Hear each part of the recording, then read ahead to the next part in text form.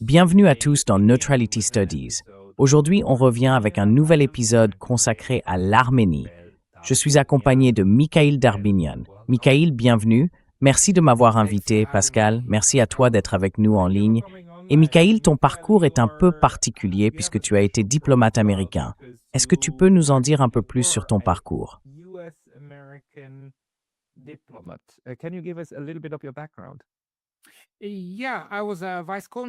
Oui, j'étais vice-consul pour le département d'État américain en Argentine, puis à Moscou, entre 2020 et 2024. À la fin de 2024, je faisais partie du service consulaire, donc du service diplomatique. J'ai pu faire beaucoup de choses et en tirer énormément d'expérience. Et maintenant, vous êtes en Arménie. Et vos origines sont arméniennes aussi. Oui, exactement. D'un point de vue ethnique, je suis aussi arménien. J'ai vécu aux États-Unis, j'ai vécu en Arménie et aussi dans plusieurs autres pays. Et on s'est installé ici, en famille, pour vivre dans un endroit plus petit, moins cosmopolite, moins métropolitain que Los Angeles, Moscou ou Buenos Aires. Donc oui, c'est beaucoup plus petit ici.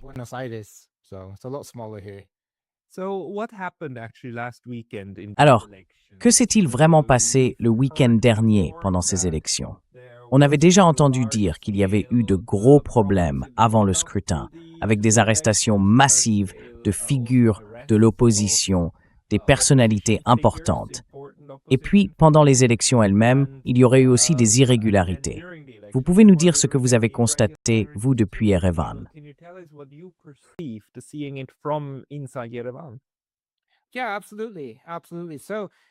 Oui, tout à fait.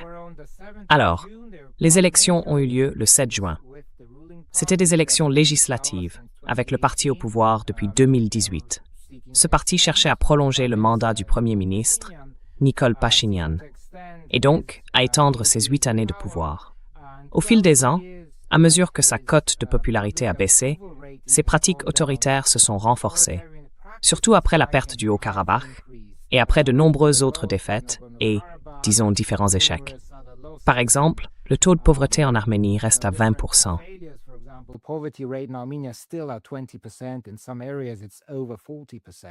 Dans certaines régions, c'est plus de 40%. Si on compare, par exemple, avec la Géorgie, elle a réussi à réduire de moitié son taux de pauvreté au cours de ces dernières années. Alors, on parle d'élections législatives, avec de nombreuses arrestations de dirigeants de l'opposition avant le scrutin du 7 juin, et même le jour du vote. Des dizaines de personnes ont été arrêtées ce jour-là, ainsi que dans les jours précédents. En gros, il s'agissait presque toujours de critiques du pouvoir, de députés ou de candidats au Parlement. Donc, oui, il y a eu beaucoup de persécutions contre l'opposition.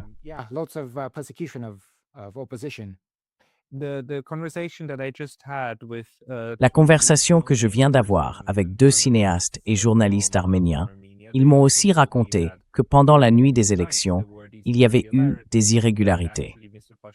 En fait, M. Pachinian, vers 2 heures du matin, bien avant que tous les bureaux de vote soient dépouillés, a simplement annoncé qu'il avait gagné. Et apparemment, il y avait beaucoup de fraudes électorales, assez flagrantes, vraiment visibles, au grand jour. Qu'est-ce que vous avez vu?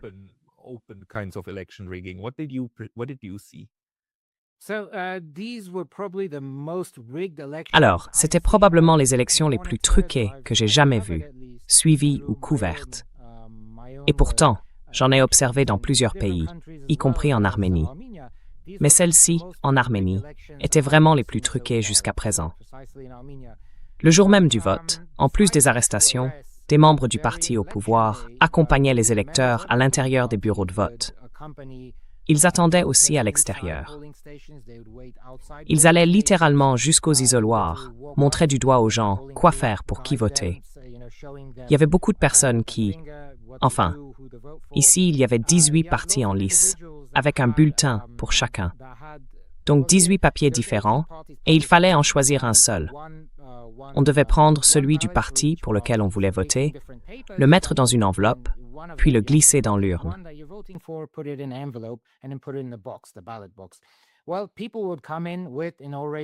Eh bien, les gens arrivaient déjà avec une enveloppe précellée du parti au pouvoir, le numéro 16. Ils entraient avec ça en main, allaient derrière les isoloirs, la sortaient de leur poche et la déposaient directement dans l'urne. C'était surtout des personnes âgées, par exemple, ou des gens qui ne sont pas vraiment habitués à voter.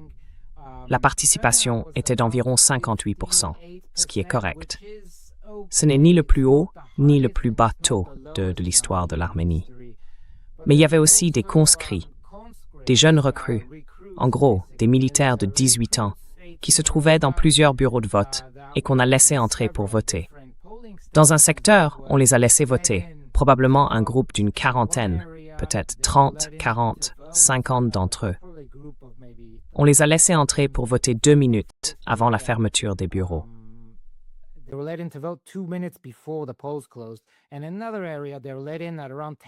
Et dans un autre endroit, on les a fait entrer vers 10 heures du soir, alors que les bureaux de vote étaient déjà fermés. À cette heure-là, ils devraient normalement dormir, ces recrues. C'est justement le moment où elles sont censées dormir. Eh bien non, on les a sortis, emmenés au bureau de vote, alors que tout était fermé, et on les a forcés à voter. Et franchement, pour qui d'autre aurait-elle pu voter? Pour le parti au pouvoir, évidemment, puisque tout est organisé par lui. Pour être clair, le Premier ministre contrôle actuellement les 3 pouvoirs, le judiciaire, le législatif et l'exécutif. Donc en gros, toute la police, tous les juges, tout, il contrôle absolument tout. Même la commission électorale est nommée par lui. Alors forcément, toute enquête, tout recomptage sera biaisé, mené par des gens qui lui sont fidèles. Ah, juste une petite précision.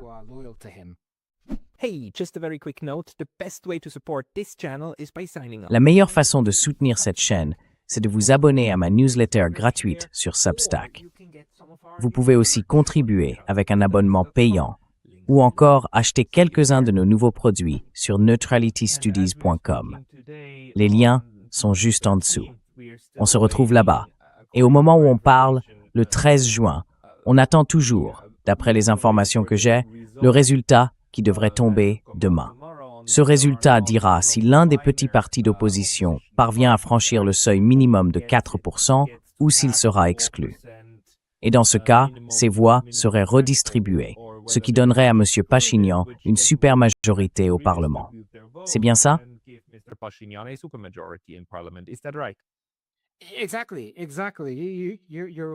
Exactement. Exactement. Vous suivez tout très bien. Alors, il y a 3 partis d'opposition. Arménie forte, Alliance d'Arménie et Arménie prospère. Arménie prospère, c'est le plus petit des partis d'opposition. Il existe depuis environ 15, peut-être 20 ans. Il a toujours un peu fait son chemin à part. 6%, 7%, 4%. Il a toujours réussi à entrer au Parlement, mais avec une toute petite majorité.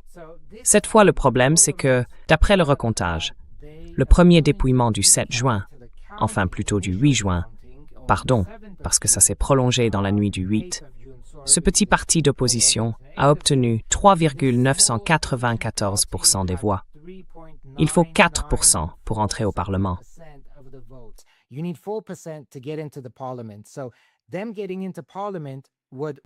Leur entrée au Parlement changerait la répartition des sièges et limiterait un peu le parti au pouvoir sur certains votes.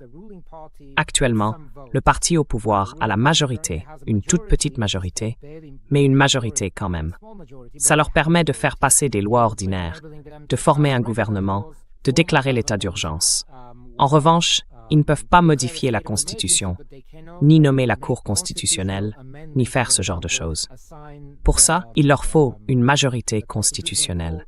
Donc, comme vous le disiez, le petit parti d'opposition continue de réclamer un recomptage des voix.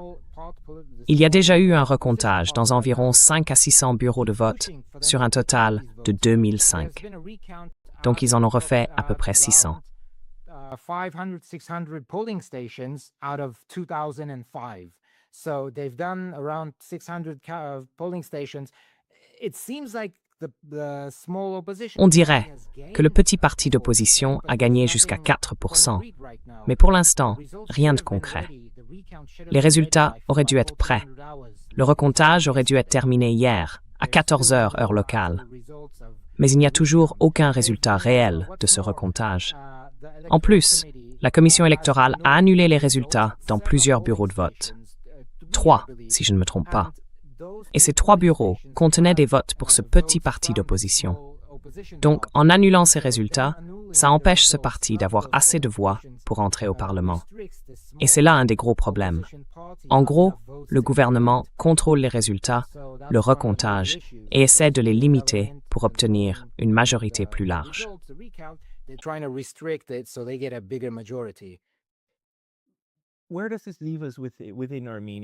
Alors, où est-ce que ça nous laisse en Arménie? Ce que j'ai compris de ma discussion précédente, c'est que les sondages de sortie des urnes indiqueraient que le parti au pouvoir aurait obtenu, de façon réaliste, autour de 30% des sièges. Disons un tiers, à peu près. Ce qui en ferait encore le plus grand parti, mais loin des 49% qu'ils revendiquent actuellement. Et bien sûr, loin de la supermajorité qu'ils espéraient. En plus, ça donnerait la possibilité à d'autres partis de former une coalition et, potentiellement, de changer de gouvernement. Alors, qu'est-ce que ça veut dire pour la population arménienne en général? Est-ce que la situation se dégrade? L'Arménie compte environ 2,5 millions d'habitants. Non? Ou 3? À peu près, un peu moins de 3 millions. Un peu moins de 3. Donc, qu'est-ce que ça implique pour la population? Est-ce qu'il n'y a pas, en ce moment, une grande frustration dans le pays?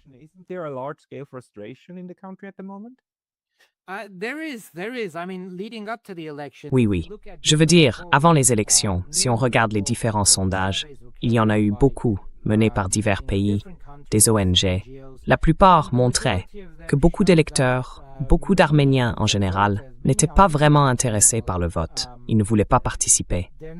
Mais ça a un peu changé, parce qu'on a vu une hausse du nombre de participants à cette élection par rapport à celle de 2021. Cela dit, les gens restent frustrés. Assez, parce qu'ils veulent du changement. Beaucoup de gens veulent ce changement. Et les 30% dont vous parlez, oui, ça semble réaliste.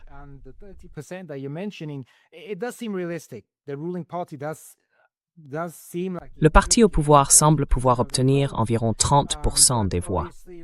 Mais évidemment, avec toutes les tactiques qu'ils ont utilisées, faire venir des gens en bus, faire voter certaines personnes 2 fois, retirer des noms des listes. Par exemple, quand on va voter, on doit cocher son nom.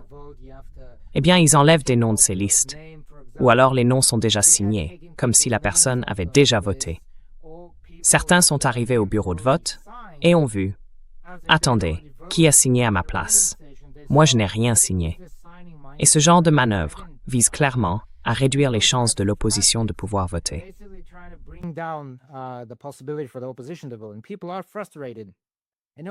Les gens sont frustrés. Et dans l'ensemble, la société, ce n'est pas du tout ce que beaucoup de médias, surtout à l'étranger, décrivent comme un choix entre la Russie et l'Occident. Comme si la société arménienne ne voulait que se tourner vers l'Union européenne et que la Russie était en train de l'écraser. Ce n'est pas vraiment ça. Les Arméniens, eux, sont ouverts à tout. Ils veulent de bonnes relations, à la fois avec la Russie et avec l'Union européenne. Comme ça a toujours été. Il y a toujours eu un équilibre. Mais aujourd'hui, on a l'impression que le gouvernement essaie, d'une certaine manière, de forcer le pays à entrer dans cette confrontation géopolitique.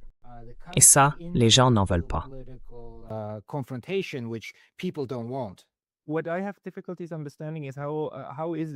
Ce que j'ai du mal à comprendre, c'est comment le gouvernement et le président, qui ont en réalité perdu le Haut-Karabakh, l'Artsakh au profit de l'Azerbaïdjan, comment peut-on croire que plus de la moitié des Arméniens soutiennent encore ce gouvernement?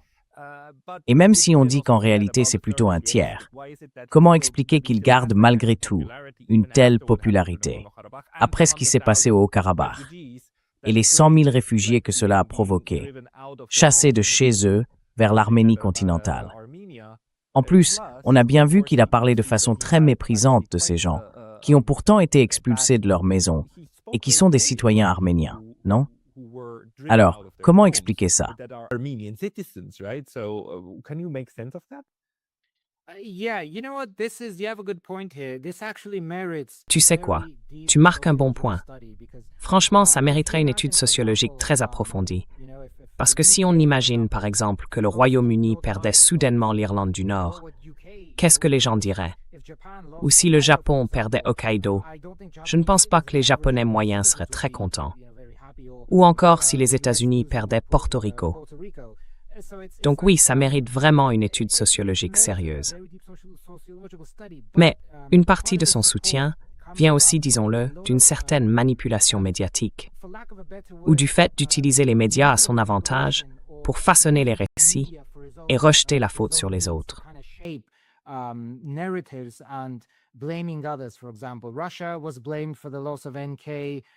Par exemple, on a reproché à la Russie la perte du Haut-Karabakh. Certains accusent aussi l'Union européenne de cette perte. Il a rejeté la faute dans beaucoup de directions, surtout vers la Russie. Et plus particulièrement après la guerre de 2020, la Russie a été un peu pointée du doigt, comme si on disait « ils ne nous ont pas aidés, ils n'ont pas arrêté l'avancée azérie ». Et après 2023 surtout, je pense que les relations se sont encore un peu détériorées. Son soutien vient aussi, et j'en suis vraiment convaincu, de ce qui s'est passé après la victoire arménienne de 1994 sur le Haut-Karabakh. À partir de là, beaucoup d'ONG ont commencé, petit à petit, à affluer en Arménie. George Soros, par exemple, ils font aussi de bonnes choses, mais il y a un revers à cela. Ils sont arrivés en 1998. D'autres ONG sont venues au début des années 2000, avec pour objectif final de former les journalistes à faire du bon journalisme, et ainsi de suite.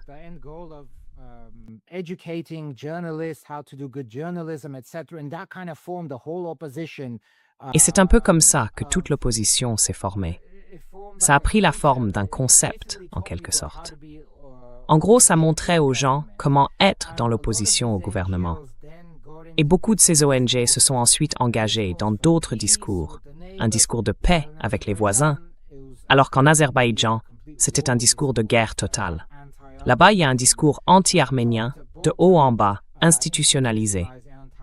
Tandis qu'en Arménie, ces ONG prêchaient en gros qu'il fallait tourner la page, qu'on n'avait pas besoin du Haut-Karabakh, que ce n'était pas arménien, et ainsi de suite. Je pense que ça a influencé une partie de la société, un certain milieu, qui a fini par croire que peut-être c'était pas vraiment arménien, même s'il y a quand même des églises là-bas depuis, 1700 ans, voire 1000 ans.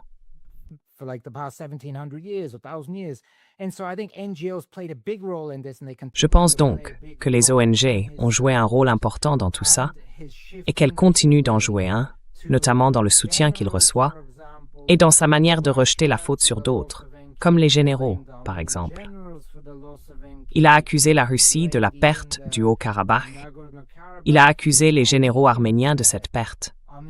Il est même allé jusqu'à accuser les Arméniens du Haut-Karabakh eux-mêmes, des citoyens arméniens, en leur disant « Vous n'avez pas combattu, vous êtes partis, vous avez fui, et voilà le résultat. » Et tout cela est arrivé après que l'Arménie a cessé toute aide en violation de sa propre constitution. Parce que la constitution arménienne stipule que l'Arménie est garante de la sécurité physique des Arméniens du Haut-Karabakh. Il a donc rompu avec cette norme constitutionnelle et a cessé d'assurer la sécurité de ces Arméniens, ce qui a fini par mener à cette situation.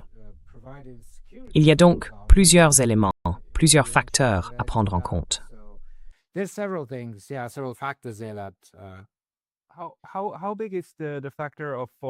Quelle est, selon vous, l'ampleur de l'influence étrangère sur ce résultat?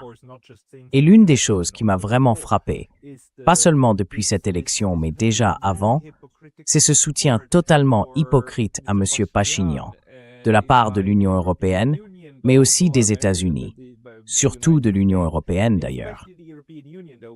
On a vu que le lendemain même du jour où M. Pachinian a fait emprisonner l'une des principales figures de l'opposition, ainsi qu'un chef religieux, Karakin II. Une semaine plus tard, Kaja Kallas est allé à Erevan, s'est tenu à ses côtés et a déclaré qu'il était un grand symbole de la démocratie, et ainsi de suite. C'est une hypocrisie tellement flagrante qu'on ne peut pas passer à côté. Mais vous, comment vous l'interprétez? what does this how are you interpreting it? Yeah, foreign influence is major here. Foreign influence is Oui, major. l'influence étrangère est très forte ici, vraiment très forte. Et comme je l'ai dit, à mesure que le soutien public au Premier ministre a diminué au fil des années, il a renforcé ses méthodes autoritaires. Et en plus, il a cherché à obtenir le soutien d'acteurs étrangers pour rester au pouvoir. Donc en quelque sorte, en tant qu'ancien officier consulaire, j'ai beaucoup travaillé sur ce qu'on appelle le visa shopping. Mais là, c'est plutôt du support shopping. Le visa shopping, c'est quand on vous refuse un visa dans un consulat et que vous allez tenter votre chance dans un autre pays pour voir si on vous l'accorde. Eh bien, le Premier ministre, celui d'Arménie, a fait un peu la même chose, mais pour chercher du soutien.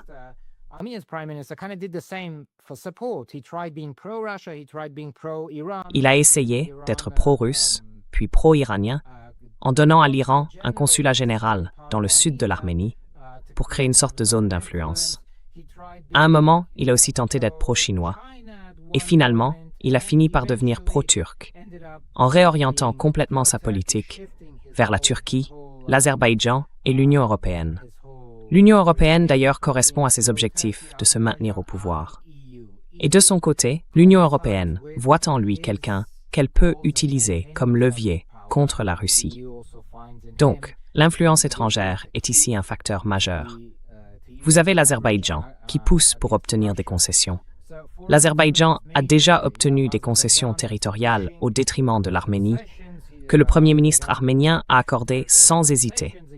Certains villages ont été cédés, des parties de villages ont été cédées. Mais pourquoi ces villages-là? Ces villages se trouvent au cœur de l'Arménie.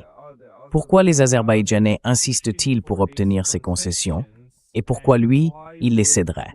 Enfin, ils sont vraiment en plein territoire arménien. Oui, c'est en quelque sorte une frontière de fait, qui n'a jamais vraiment été délimitée précisément. Il existe une frontière de facto entre l'Arménie et l'Azerbaïdjan, marquée par des positions militaires de part et d'autre, avec une zone neutre au milieu. Certaines de ces zones n'étaient pas forcément des terres abandonnées. C'étaient des endroits où des villageois arméniens allaient littéralement faire paître leurs troupeaux. Oui, en gros, il a cédé tout ça pour continuer à obtenir le soutien de l'Azerbaïdjan et de la Turquie dans les instances internationales. Et puis, il cherche aussi à modifier la constitution arménienne pour en retirer toute référence à la déclaration d'indépendance qui mentionne que l'Arménie est garante des Arméniens du Haut-Karabakh, ainsi que le mont Ararat, symbole de l'histoire et de l'identité culturelle arménienne.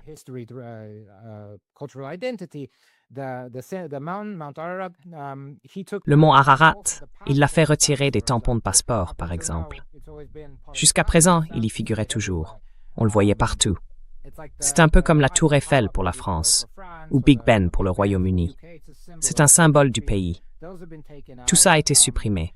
Il persécute l'Église.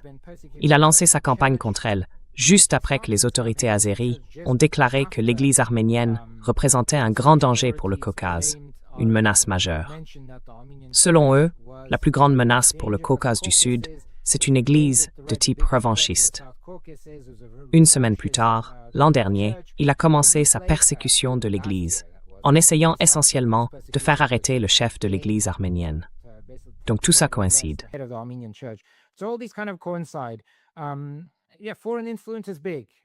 Oui, l'influence étrangère est importante. L'Union européenne veut aussi utiliser l'Arménie.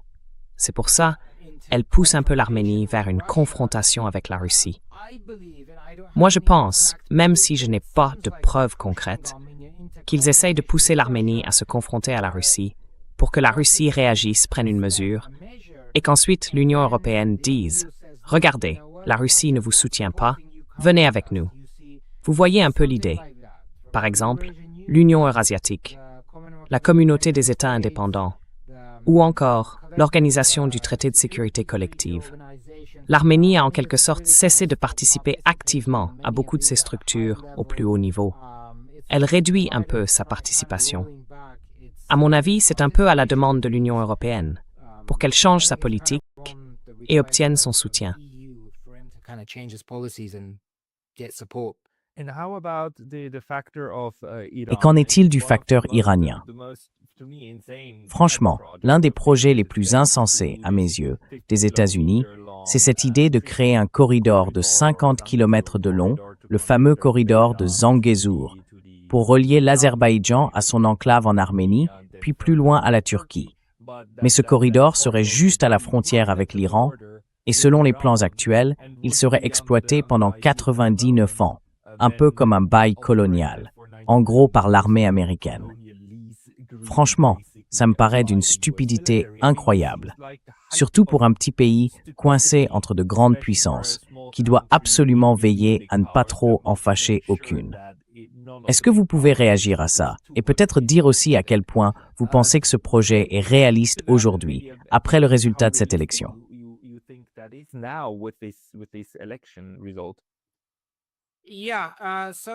Oui, donc en gros, en août 2025, les dirigeants de l'Azerbaïdjan et de l'Arménie ont signé un premier accord de paix, ou plutôt un mémorandum de paix, enfin un protocole d'accord. Je veux dire, ça n'a pas vraiment de valeur contraignante en droit international.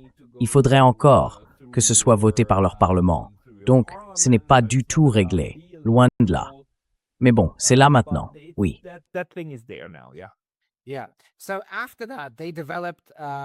Après ça, ils ont élaboré d'autres documents à partir de celui-là, et ils ont fini par avoir un accord qu'ils ont effectivement signé. Marco Rubio, le 26 mai de cette année, est arrivé à Erevan en provenance d'Inde.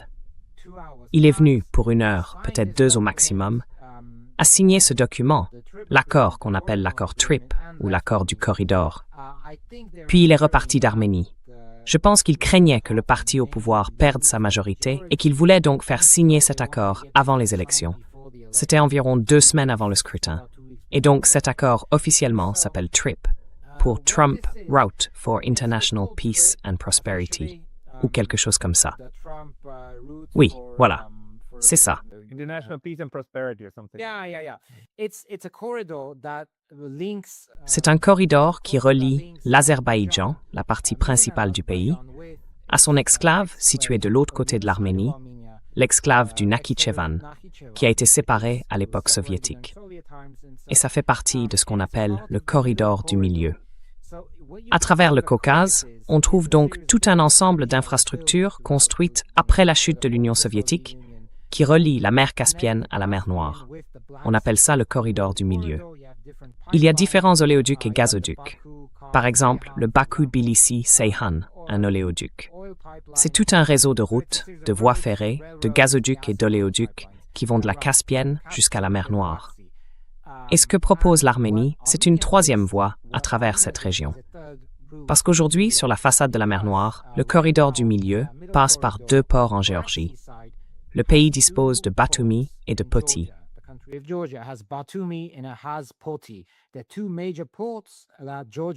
Il y a 2 grands ports que la Géorgie utilise pour ses exportations et importations à travers ce corridor. Depuis l'Asie centrale et la Chine, en passant par le Kazakhstan, les marchandises traversent la mer Caspienne par bateau, puis elles empruntent le corridor central vers l'Union européenne, et inversement. Eh bien, ces 2 ports, Poti et Batumi, sont aujourd'hui très saturés. Ils sont débordés. Ces dernières années, les volumes de marchandises et d'échanges ont beaucoup augmenté, et les navires doivent attendre de plus en plus longtemps. Le transport coûte donc beaucoup plus cher. Ils n'ont tout simplement pas l'infrastructure nécessaire pour gérer un tel afflux de marchandises. En 2020, un autre port devait être construit en Géorgie, juste au nord de Poti.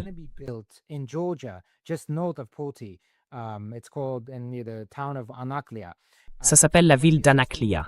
Entre 2016 et 2020, il y avait un consortium qui voulait construire là-bas. Ils ont investi, ils avaient même établi tout le plan pour ce port, afin de désengorger les 2 autres ports et d'absorber plus de trafic. Mais en janvier 2020, le gouvernement géorgien a annulé ce projet. Ce n'était pas un traité, non, mais ils ont bel et bien annulé le projet. En gros, ils ont mis fin à toute initiative passant par ce corridor. Certains disent que c'était peut-être parce qu'ils voulaient plutôt investir dans un corridor nord-sud, avec la Russie, l'Iran et l'Arménie. D'autres parlent de problèmes financiers, de désaccords économiques. Quoi qu'il en soit, ce troisième port en Géorgie n'était plus possible. Alors, quel autre pays restait-il? Pour le corridor du milieu, il n'allait pas passer par la Russie.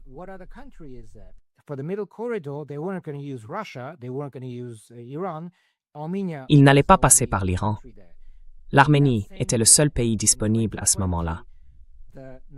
Cette même année, en 2020, a eu lieu le conflit du Haut-Karabakh, la guerre de 44 jours, comme on l'appelle, dans ce petit territoire qui borde à la fois l'Iran et l'Arménie. Eh bien, il se trouve que les principaux gains militaires de l'Azerbaïdjan se sont faits justement le long de la frontière iranienne, en direction de la frontière arménienne. En gros, ils ont conquis et pris le contrôle de tout ce territoire à l'intérieur de l'état de facto du Haut-Karabakh, jusqu'à la frontière arménienne, assurant ainsi la possibilité d'un futur corridor. Voilà pour 2020. Et ensuite, on avance. On saute à 2025-2026. L'accord est déjà pratiquement en place. Les États-Unis utilisent désormais l'Arménie comme zone de transit.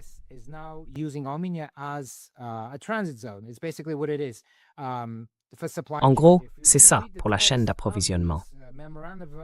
Si on lit le texte de ces protocoles d'accord et des documents qu'ils ont signés, on voit qu'ils insistent beaucoup sur le rôle de l'Arménie dans le soutien à la chaîne d'approvisionnement. Ce n'est pas tellement que l'Arménie va recevoir d'énormes investissements. Non.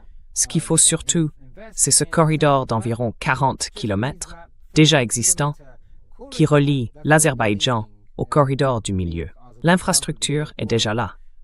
À l'époque soviétique, il y avait une voie ferrée qui passait par là. Elle n'est plus utilisée du tout. Les gens ont même récupéré une partie comme ferraille, donc le terrain s'y prête. Nulle part ailleurs en Arménie, on a une route qui traverse d'est en ouest. C'est donc le seul endroit possible, parce que le pays est très montagneux. Et en gros,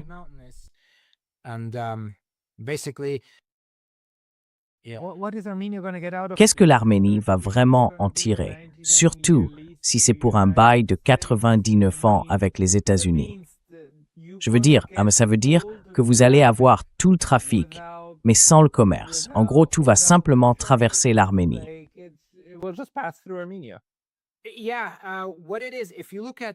Oui, en fait, si on regarde les frais de transit localement à l'intérieur du pays, on présente ça comme un projet qui va sortir l'Arménie de la pauvreté, comme quelque chose qui va faire entrer l'Arménie dans le 21e siècle. Mais si on regarde de plus près, en réalité, ce que ça va rapporter, ce sont surtout des frais de transit. C'est ça, le vrai gain. Si on prend les frais de transit pour les chemins de fer ou les routes, par exemple au Kazakhstan ou dans les pays voisins, le revenu total du transit pour le Kazakhstan représente environ 2% du budget. Pour l'Azerbaïdjan, c'est à peu près 1,5%.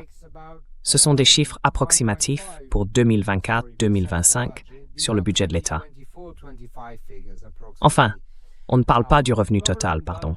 Du revenu total, du PIB. Voilà, d'accord.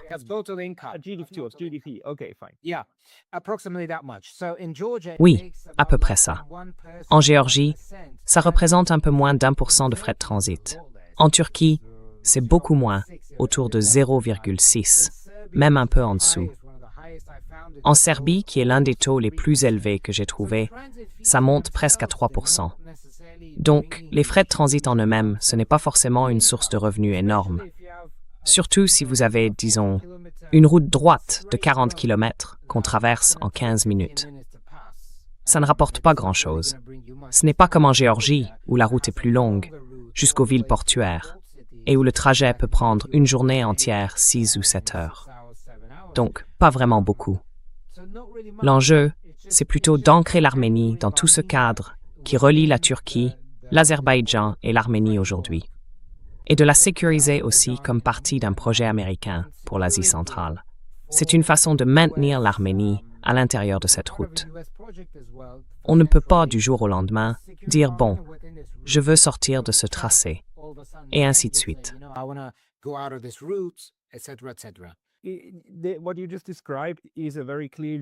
Ce que vous venez de décrire, c'est une raison géoéconomique très claire pour ce type d'ingérence politique.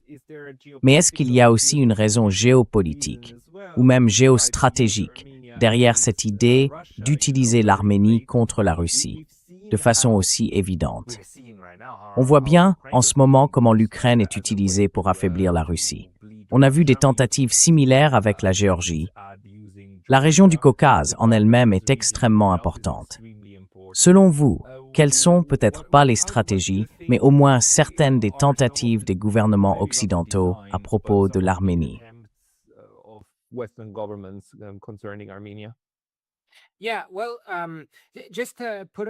Oui. Alors, juste pour ajouter une petite note à ça, le corridor du milieu est très important pour les États-Unis parce que le Kazakhstan produit environ 38 à 40% de l'uranium mondial.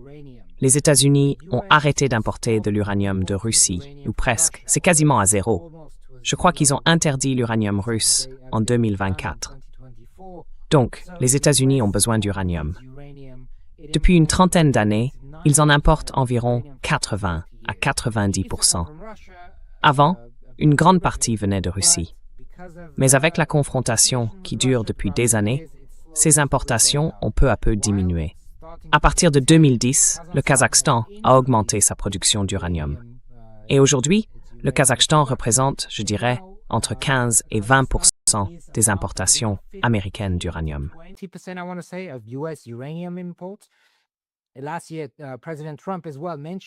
L'an dernier, le président Trump a aussi dit qu'il voulait diversifier les importations d'uranium. Il veut moderniser tout le secteur de l'énergie nucléaire aux États-Unis. Donc ça, c'est déjà un point important. Et puis, je pense que c'est fondamental. L'année dernière, en avril, si je ne me trompe pas, une organisation géologique indépendante a découvert des terres rares au Kazakhstan, à un niveau tel que le pays pourrait devenir le troisième producteur mondial, après la Chine et les États-Unis. Alors, si cette étude est exacte, et je pense qu'elle l'est, parce que je vois bien que les États-Unis accélèrent sur ce corridor, je crois que les États-Unis, et le président Trump en particulier, qui est vraiment très intéressé par ces terres rares, voient déjà ce potentiel au Kazakhstan.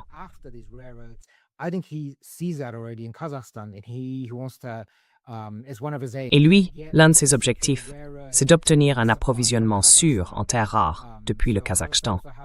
Le Kazakhstan, d'ailleurs, possède aussi beaucoup de minéraux critiques que les États-Unis recherchent eux aussi. Et c'est un pays qui, on le sait, a encore un fort potentiel de développement. C'est là que se situe l'intérêt américain. Et évidemment, ça crée ce qu'on appelle le corridor Est-Ouest pour les États-Unis. Pour l'Union européenne, comme vous l'avez mentionné, il y a une confrontation majeure. L'Union européenne, par inertie, ses élites continuent de soutenir l'effort de guerre en Ukraine, n'est-ce pas? Malgré l'absence de changement sur le terrain, à part les avancées lentes de la Russie. La Russie continue, petit à petit, à progresser.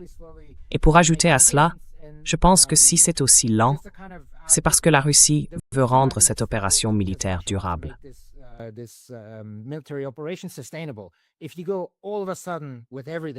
Si on y va d'un coup, avec tous les moyens, on risque de subir de lourdes pertes, de perdre le soutien de l'opinion publique, et ainsi de suite. Mais bon, c'est une opération militaire qui reste soutenable. C'est pour ça, je pense, que ça avance lentement. En tout cas, ni l'Ukraine ni l'Union européenne ne peuvent vraiment changer la situation sur le front. Et ils voient dans l'Arménie une occasion de riposter contre la Russie. En gros, en renforçant leurs efforts en Arménie contre la Russie, ils obligent Moscou à détourner des ressources diplomatiques, du renseignement ou d'autres moyens vers l'Arménie pour contrer l'influence européenne là-bas. Donc, à mon avis, ils essayent de faire ça. Et ça s'inscrit dans l'ensemble de cette confrontation avec la Russie, en utilisant l'Arménie comme levier contre elle.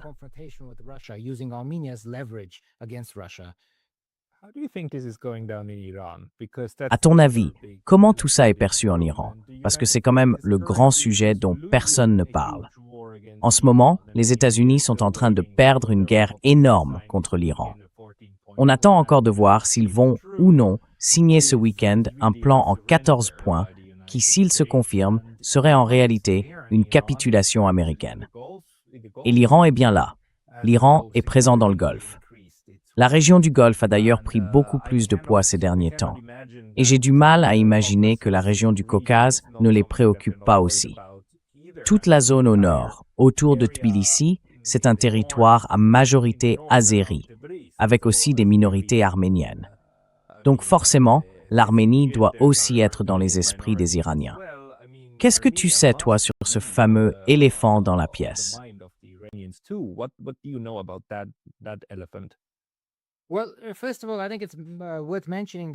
Eh bien, tout d'abord, je pense qu'il faut rappeler qu'il faut compter avec l'Iran. Beaucoup de gens pensaient, et certains en Occident ou dans d'autres pays, ont même soutenu, vous savez, des mouvements séparatistes, ou du moins ce qui ressemblait à des mouvements séparatistes culturels en Iran. Mais tout ça a montré, enfin, les derniers affrontements ont bien montré que l'Iran est solide. L'Iran ne donne pas l'impression d'être sur le point de se désintégrer. On n'a pas vu de grandes manifestations séparatistes, ni rien de ce genre en Iran. Donc, à mon avis, c'était une erreur de calcul, ou une mauvaise évaluation de la part de certains, notamment parmi ceux qui sont dans la confrontation avec l'Iran. Si vous m'aviez posé la question il y a, disons, 10 ou 15 ans, j'aurais dit que l'Iran, à l'époque, avait un peu perdu son influence dans le Caucase du Sud, ce qui est effectivement le cas à ce moment-là.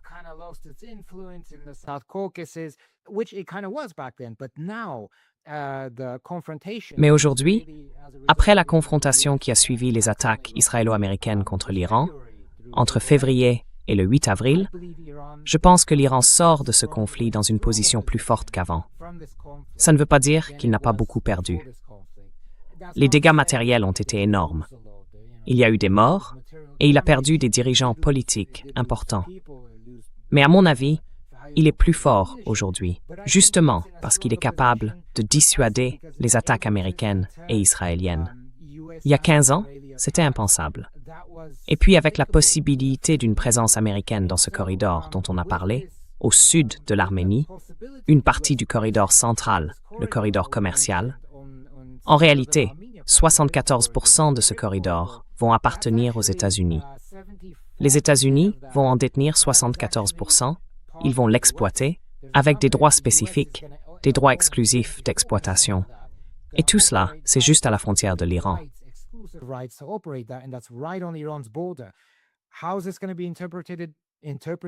Comment l'Iran va-t-il interpréter ça? Évidemment, pas de façon positive. Honnêtement, je ne peux pas vraiment le dire. Je ne sais pas quelles mesures l'Iran pourrait prendre, parce que dans l'ensemble, les peuples iraniens et arméniens entretiennent de très bonnes relations. Il n'y a littéralement aucun problème entre eux. Ils se respectent mutuellement. Et le gouvernement iranien aussi a toujours eu de bons rapports avec l'Arménie. Donc c'est difficile à prévoir. Je ne peux pas dire ce que l'Iran va faire, mais cela pourrait avoir un impact sur les relations bilatérales. Surtout pour une autre raison.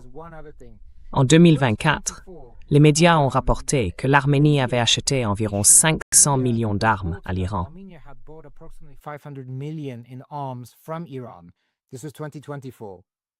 At the time, Armenia and Iran denied these, but on the 28th of May, there was a military parade here in Armenia, and we saw what appeared to be at least 4 different types of Iranian weapon types. Radar, 2 radars. They're very, not very big, very sophisticated ones, but ones that you can still use.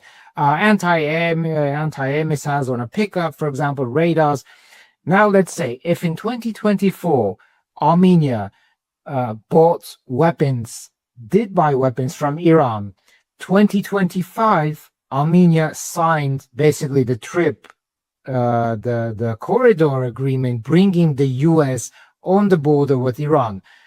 I don't think that's good for Armenia-Iran relations. I don't think Iran's going to trust the current ruling party and the current government giving what they did. So that's going to be a major issue. But I mean, the expectation in Je veux dire, dans mon coin d'Internet, beaucoup s'attendent à ce que les États-Unis et l'Union européenne essayent d'utiliser l'Arménie comme un outil pour, en gros, mener le combat contre la Russie et contre l'Iran, et qu'au passage, ils finissent par sacrifier l'Arménie, peut-être pas officiellement, mais peut-être même jusqu'à la démanteler complètement en tant que nation souveraine. Quelle crédibilité accordez-vous à ce genre de scénario? How much credence do you put into such depictions? Well, Armenia's situation right now is similar. Eh bien, la situation de l'Arménie en ce moment ressemble à celle de la Géorgie, de l'Ukraine et de la Moldavie. Je veux dire, je suis désolé de le dire, mais c'est comme ça. En gros, ces pays ont tous été entraînés dans une confrontation entre l'Est et l'Ouest. Beaucoup d'ONG occidentales sont aussi impliquées là-dedans. De nouveaux récits se construisent, beaucoup même. Donc oui, c'est possible. C'est possible. Comment ça va évoluer, je ne sais pas. Parce que, encore une fois, la société arménienne n'est pas forcément ouvertement pro-Union européenne, ni ouvertement pro-russe. La société arménienne accepte très bien la Russie, et aussi les nations européennes, pas les élites européennes, mais la France, l'Allemagne, l'Italie, la Grèce. Il y a des Arméniens qui vivent en Grèce, il y a des Arméniens qui vivent en France. Donc je pense que du fait du caractère un peu cosmopolite du peuple arménien, ils acceptent tout cela assez naturellement.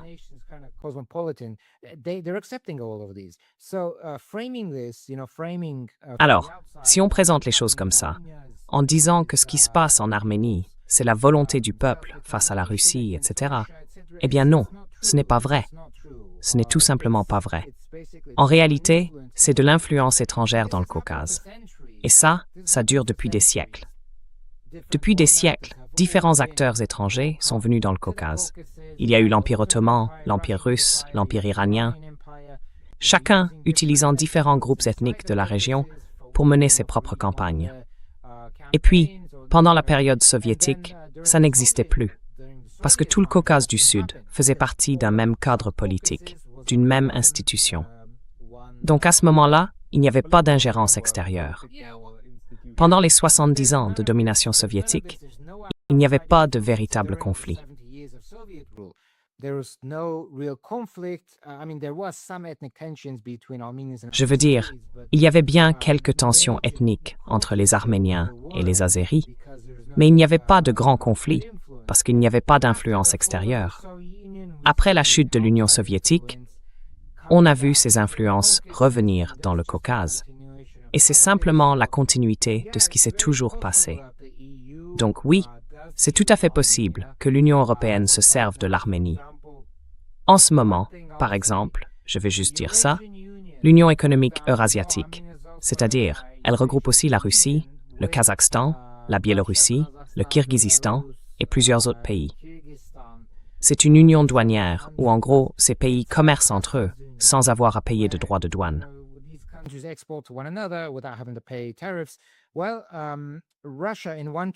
Eh bien, la Russie, dans un cas précis, a arrêté d'importer du poisson, du saumon de fontaine, depuis l'Arménie. Et, vous savez, une partie de la société arménienne a réagi en disant « Regardez ce que fait la Russie », et ainsi de suite. Mais savez-vous pourquoi ils ont stoppé toutes ces importations de poissons? En fait, c'est parce que l'Arménie importait du poisson de Norvège, mettait des certificats comme s'il s'agissait de poissons arméniens, puis le réexportait vers le marché russe. Ce qui s'est passé, c'est que, selon SSB.no, le Bureau norvégien des statistiques officielles, en 2023, 6 tonnes de truites ont été exportées de Norvège vers l'Arménie. Et en 2024, 2224 tonnes de truites ont été exportées de Norvège vers l'Arménie.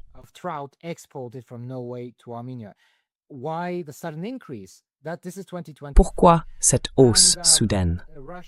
On est en 2024. Et les inspecteurs russes, eux, sont allés dans plusieurs élevages de poissons en Arménie pour faire des contrôles.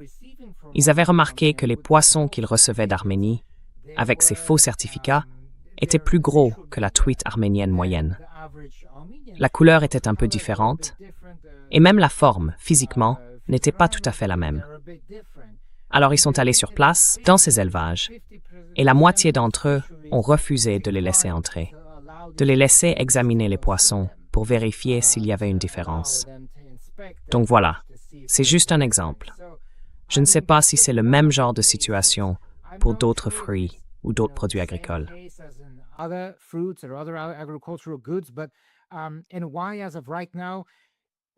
Et pourquoi, justement maintenant? Eh bien, je pense par exemple au cas du poisson. Les douanes russes sur le poisson, ça met du temps avant qu'on voit vraiment les effets, avant que tout remonte jusqu'en haut. Et puis si l'Arménie cherche en fait à rejoindre une autre union douanière, elle rompt son compromis avec l'union précédente et elle remet en question tout le cadre de cette union douanière. Donc voilà, ce genre de choses arrive. Ça arrive, un peu comme quand l'Union européenne verse des millions au gouvernement pour financer la lutte contre la guerre hybride russe, juste avant les élections. Ce qui, avouons-le, paraît quand même un peu étrange. Est-ce qu'on en sait quelque chose? Est-ce que c'est clairement une ingérence électorale venue de l'extérieur, de la part de l'Union européenne? Ou bien sait-on à quoi cet argent a réellement servi?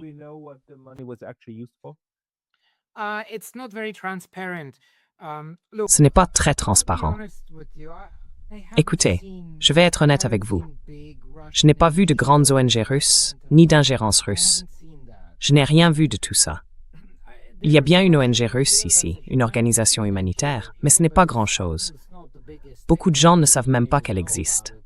Elle va dans les villages, distribue quelques biens, mais c'est tout.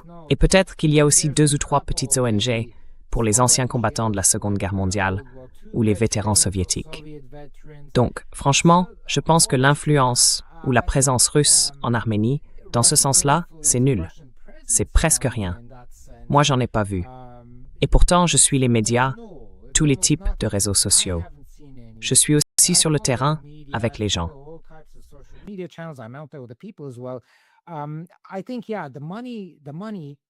Je pense que, oui, l'argent, je ne peux pas dire à quoi il a servi, parce que tout ça n'a pas été très transparent. Entre mars et avril, un groupe d'une 14aine de personnes de l'équipe de réponse hybride, comme l'Union européenne l'appelait, a été envoyé d'Europe vers l'Arménie.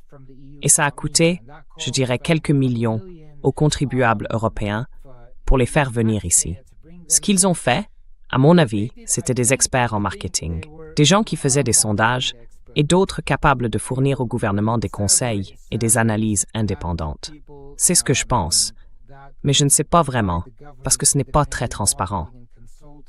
Officiellement, c'était censé servir à créer les conditions d'élections libres et équitables. Mais en réalité, personne ne sait vraiment où sont passés ces 30 ou 40 millions.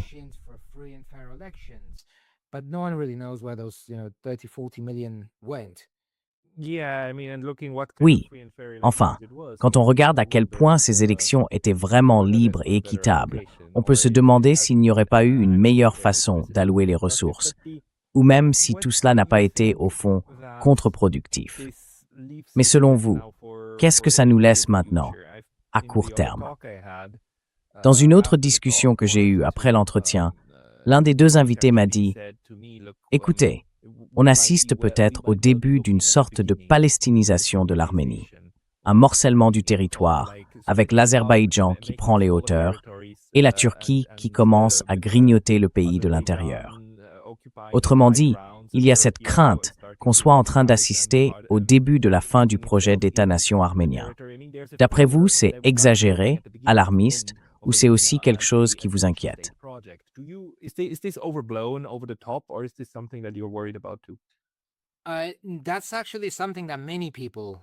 C'est justement quelque chose qui inquiète beaucoup de gens ici, en Arménie. L'opinion publique est préoccupée parce que toute cette confrontation géopolitique conduit, ou finira par conduire, à ce que l'Arménie soit intégrée dans l'ensemble du monde turcique. Et ce monde-là, le monde turcique, a sa propre culture, ses propres modes de vie, tout un univers à part. Mais entre la Turquie et l'Azerbaïdjan, qui continuent d'avoir des politiques hostiles envers les Arméniens eux-mêmes, surtout l'Azerbaïdjan, et les objectifs stratégiques à long terme de la Turquie, qui cherche clairement à dominer le Caucase et à atteindre l'Asie centrale, tout cela reste bien présent.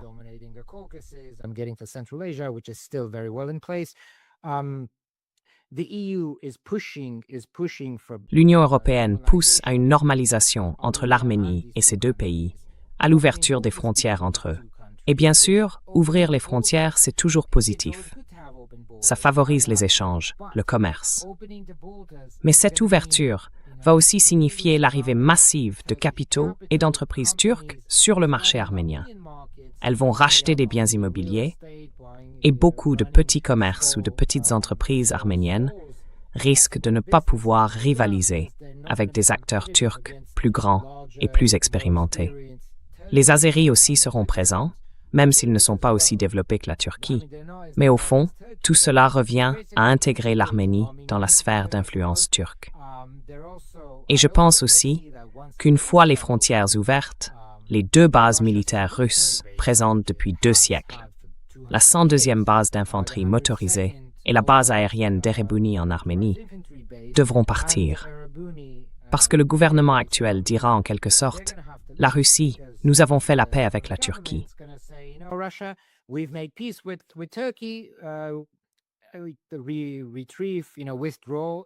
Retirez, vous savez, retirez vos gardes-frontières. Parce que les gardes-frontières russes sont aussi du côté turc, ou à la frontière avec la Turquie. Enlevez vos bases militaires et vos gardes-frontières, on n'a plus besoin de vous.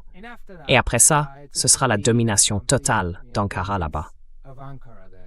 Et pour ce qui est de la désintégration culturelle, c'est exactement ce que fait le gouvernement actuel. Vous savez, il supprime tous les éléments culturels, il réduit l'importance de la culture, il persécute l'Église.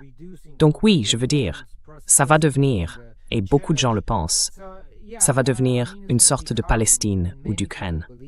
Ce sont des situations un peu différentes, bien sûr, mais dans les 2 cas, c'est un pays sans véritable souveraineté. Et en ce moment, il n'en a déjà presque plus. C'est la position la plus faible qu'il ait jamais connue. Voilà, c'est exactement ça.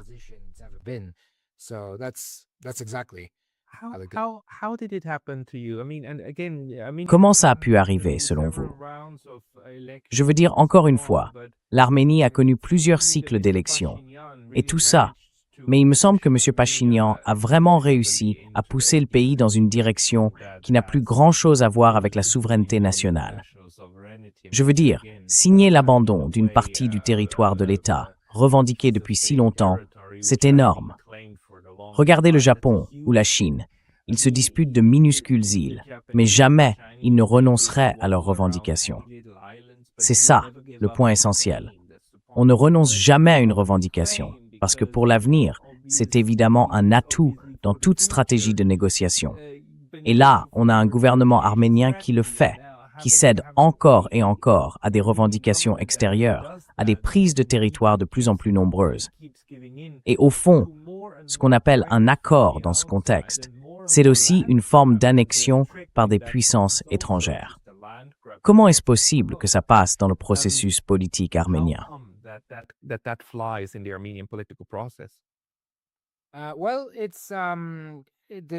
Eh bien, c'est le Premier ministre, soutenu par la Turquie et l'Azerbaïdjan, qui cherche à maintenir son pouvoir. C'est ça qu'il veut. Et il est prêt à tout donner pour le garder. En faisant ça, il se met à l'abri avec les États-Unis pour le corridor. Il se met aussi à l'abri avec les Azéris. Il se met à l'abri avec l'Union européenne en s'opposant à la Russie. Et il se met à l'abri avec la Turquie sur le plan culturel, en effaçant, par exemple, le mont Ararat, et en déconstruisant peu à peu l'identité culturelle arménienne. Franchement, ça ne se serait produit dans aucun autre pays. C'est pour ça que je dis que ça mérite une étude sociologique, parce que c'est vraiment très étrange.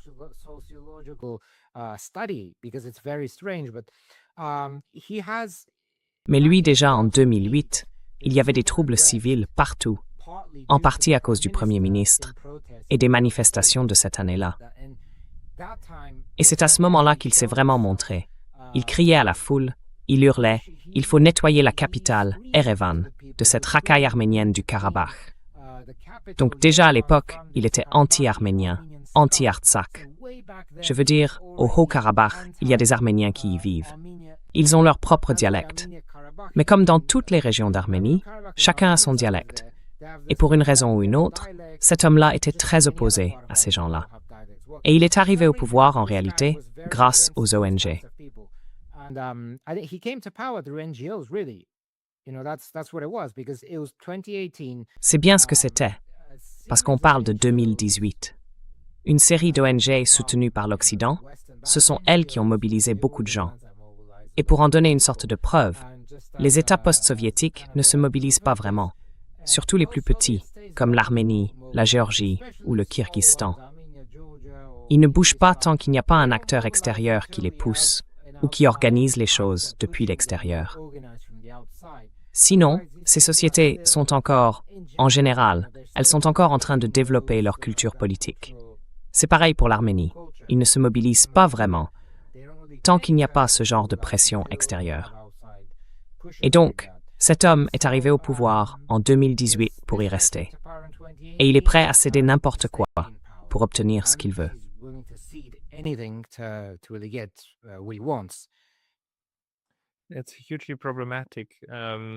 C'est très problématique pour vous, en tant qu'ancien diplomate américain. Comment évaluez-vous le rôle des États-Unis dans tout ça? Parce que, d'une certaine manière, l'Arménie, pourquoi les États-Unis doivent-ils être là-bas? Je veux dire, d'accord, il y a les terres rares, l'uranium, bien sûr, les aspects économiques, évidemment, mais sur le plan militaire, parce que, si j'ai bien compris, ce serait l'armée américaine, ou au moins des sous-traitants militaires, Moore, qui assurerait la sécurité et obtiendrait des droits de base sur place. Est-ce que ce n'est pas tout simplement une ingérence flagrante dans les affaires étrangères? Eh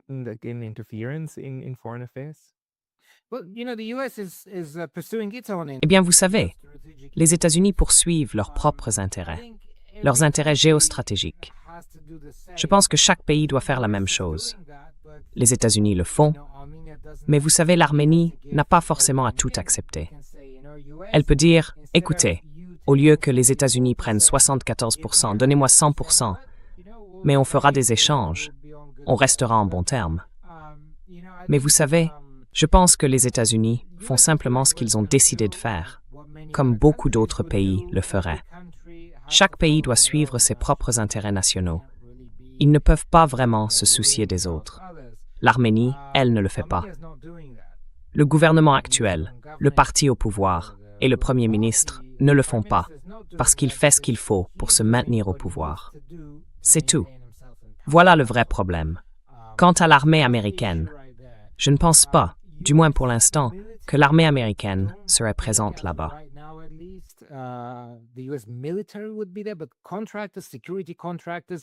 Mais des sous-traitants, des sociétés de sécurité privées, oui, c'est tout à fait possible. Et puis il y a un autre point important, c'est à la frontière iranienne. Donc à part les États-Unis, qui d'autres pourraient être intéressés? Des entreprises israéliennes, bien sûr. Franchement, si j'étais Israël, j'aimerais bien installer une société militaire sous contrat juste là, à la frontière de l'Arménie. Pourquoi pas? Ce serait enfin possible. Mais c'est justement là que réside le problème. Ça crée beaucoup de tensions dans une zone où il n'y en a pas besoin.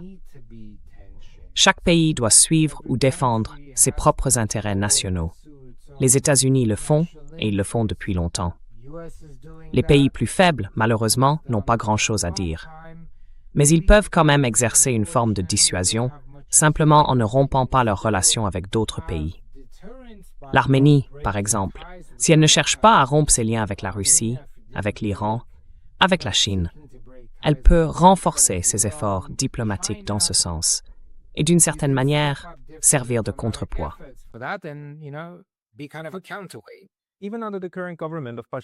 Même sous le gouvernement actuel de Pachinian, pensez-vous que l'Arménie va maintenir ses relations commerciales ou autres avec la Russie et l'Iran? Ou bien pensez-vous qu'ils vont aussi sacrifier tout cela, au nom, disons, de leur volonté d'être de bons élèves de l'Alliance occidentale?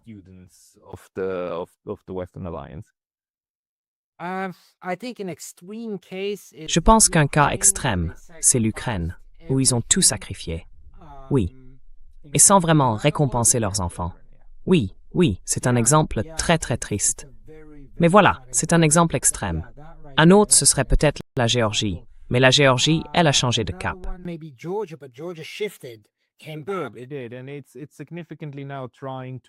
Oui.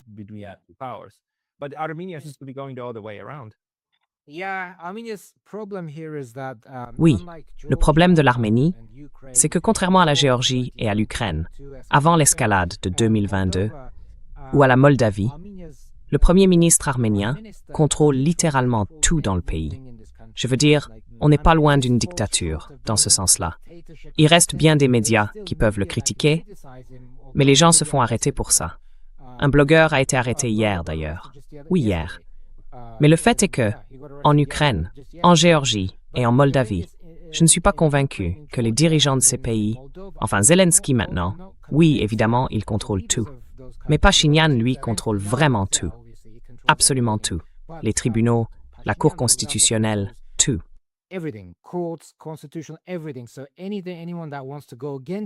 Donc, toute personne qui veut s'opposer à ça, elle est soit arrêtée, soit emprisonnée. Il y a eu plus de 300 personnes arrêtées ou détenues depuis l'année dernière. Et ça continue encore. On ne peut tout simplement pas s'exprimer contre ça. Et je pense que c'est exactement ce que veut l'Occident, ou plutôt les parties prenantes dans cette affaire. Ils veulent un dirigeant qui soit en gros un dictateur, qui contrôle chaque aspect de la société arménienne, pour que rien ne change. Un peu comme Zelensky, vous voyez, soutenu aussi par l'Union européenne, malgré les nombreuses inquiétudes concernant sa manière de gouverner. Je pense que l'Arménie est peut-être en train de prendre cette direction. Ça pourrait empirer. Et à mon avis, ça va empirer s'il reste au pouvoir. Voilà.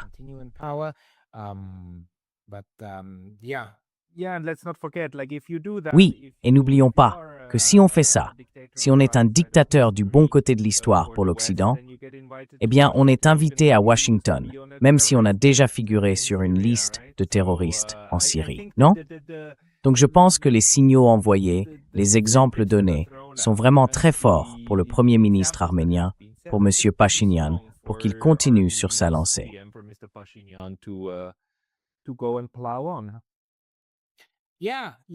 Oui, oui.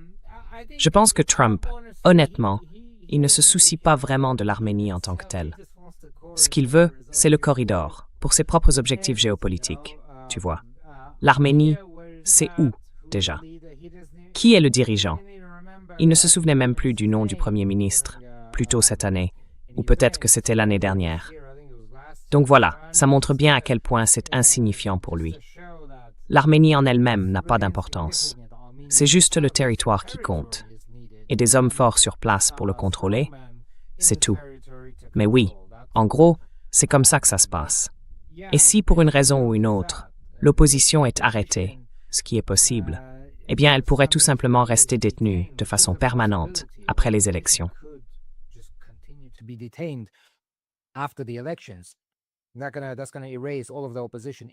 Ça va effacer toute forme d'opposition à l'intérieur du pays.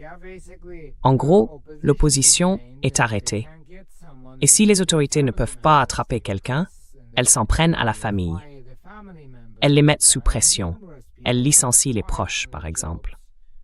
Je connais plusieurs personnes qui ont été renvoyées de l'armée ou d'autres administrations simplement parce qu'un membre de leur famille faisait partie de l'opposition. C'est ce qui se passe en ce moment. Et c'est un feu vert. S'il reste au pouvoir, c'est littéralement un feu vert pour ce genre de pratique. Arrêter tout le monde et être.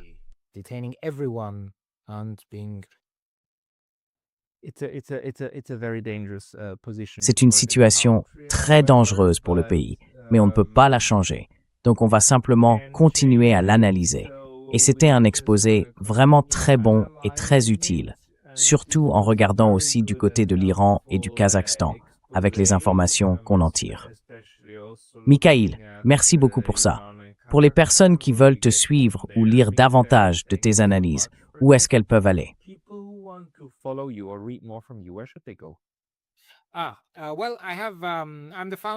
Eh bien, je suis le fondateur de Security Observer, securityobserver.com. Il y a aussi Security Observer Global Voices sur YouTube, où je donne essentiellement la parole au Sud global, à des experts du Sud global. Donc, on peut me retrouver sur YouTube ou sur securityobserver.com.